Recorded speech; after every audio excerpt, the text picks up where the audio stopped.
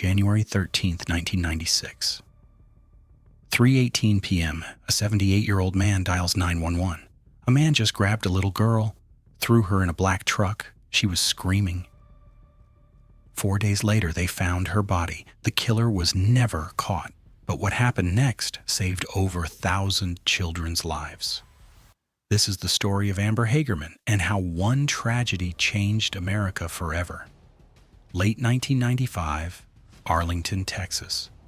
A documentary crew from Dallas Channel 8 was filming From Welfare to Work, following struggling families trying to rebuild their lives. They met Donna Wilson, 27, single mother of two, living between shelters, fighting to create a stable home for her kids.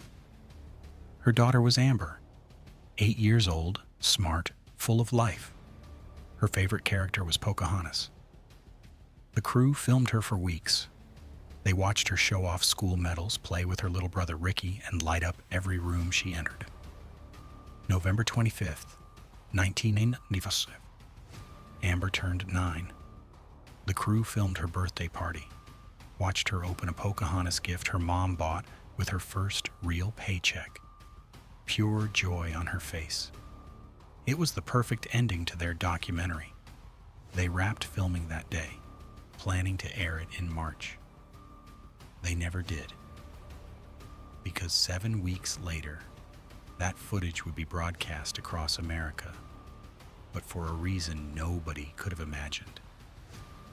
If you're invested in this story, hit that subscribe button right now, because what happens next will break your heart and change how you see missing children cases forever. Saturday, January 13th, 1996, 3 p.m. Amber and her brother Ricky were at their grandparents' house in Arlington. They asked to ride bikes outside. Amber wanted to go to the abandoned Winn-Dixie parking lot nearby. There was a ramp perfect for bike tricks. Ricky got nervous and went back home. When his grandparents asked where Amber was, he ran back to find her. She was gone. Only her pink bike remained, lying on the pavement. 3:18 p.m. The 911 call, Jim Kevill, a 78-year-old neighbor, called from his backyard. A man in a black pickup. He grabbed a little girl off her bike, pulled her in. She was screaming. He drove off. I couldn't get the plate.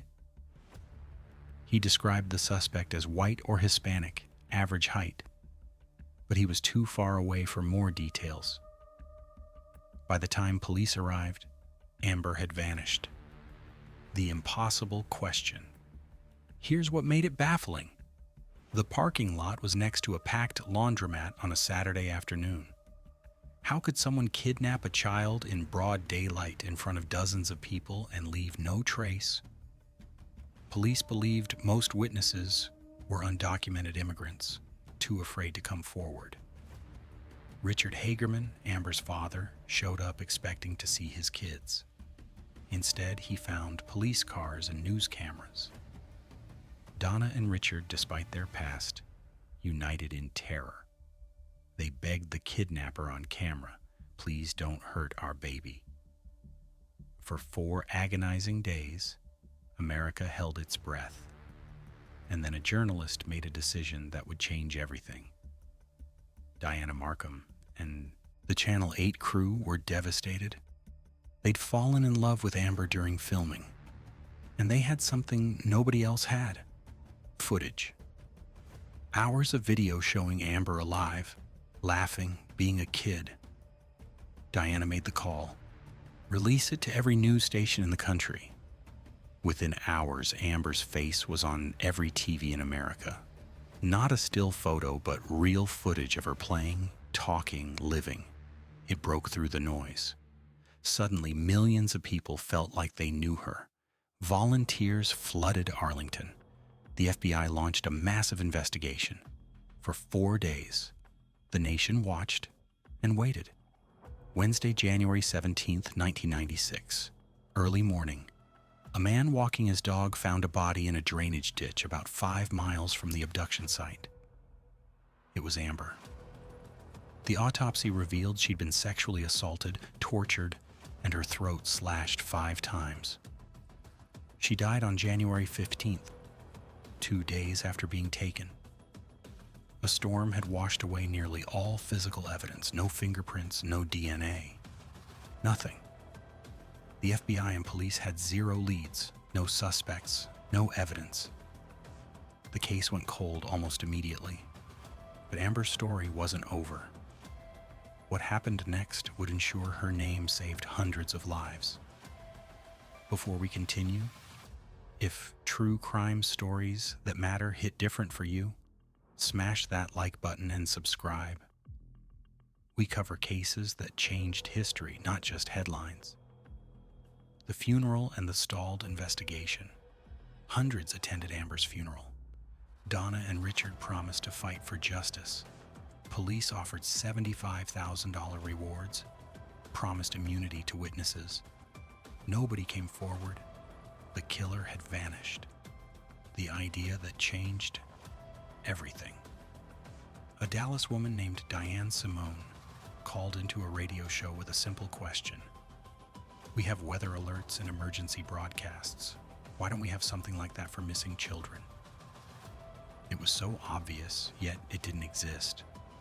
The idea exploded. If a child goes missing, every second counts. The faster the public knows, the better the chance of finding them alive. This became the Amber Alert, America's missing broadcasting emergency response. When a child under 17 is abducted, an alert goes out across TV, radio, highway signs, and now phones, social media, and emails. 2003. President George W. Bush signed it into federal law. The results? Over 1,000 children have been safely recovered because of Amber Alerts. 1,000 kids brought home because of Amber's name. The second legacy. Richard and Donna pushed for more. They lobbied Congress for stricter laws against sex offenders. President Bill Clinton signed legislation creating the National Sex Offender Registry, officially called the Amber Hagerman Child Protection Act. Now, sex offenders are tracked, monitored, and publicly listed nationwide. 2 massive systems protecting children, both created because of one tragedy. But here's the haunting truth. Despite all the attention, all the resources, all the advances in forensic science, Amber's killer has never been caught. 29 years later, the case remains open. What we know: the FBI believes the killer lived in the area and knew it well, was a pedophile and sadist, acted impulsively when he saw an opportunity, may have died or been imprisoned for something else, which would explain why no similar crimes followed. But that's where it ends. No DNA matches, no confessions, no justice. 2020 update. New DNA technology may allow scientists to reconstruct fragments from Amber's autopsy, samples previously too degraded to analyze. It's not a breakthrough yet, but it's hope. Arlington police say the case is still active. They receive tips regularly. Donna, Richard, and Ricky still appear on news programs, hoping someone knows something. If you have information. The Arlington Police Department is still investigating. If you know anything about the black pickup truck, the suspect, or the events of January 13th, 1996, call Arlington PD 817-459-5691. There's still a reward. Even after 29 years, it's not too late. Someone out there knows something, and Amber's family deserves answers. The murder of Amber Hagerman has no resolution, no arrest, no closure, but her legacy? It saved over 1,000 lives. Because of her, children are found. Because of her, predators are tracked. And because of her, we have tools we didn't have before. Her death was senseless and brutal, but her impact is undeniable, and maybe that's the closest thing to justice her family will ever get. Every time you get an Amber Alert on your phone, read it, look at the details, share it. That system exists because of a 9-year-old girl who loved Pocahontas and riding her bike. And it works. If this story moved you, hit subscribe. Share this video. Keep Amber's name alive. Thanks for watching. See you in the next one.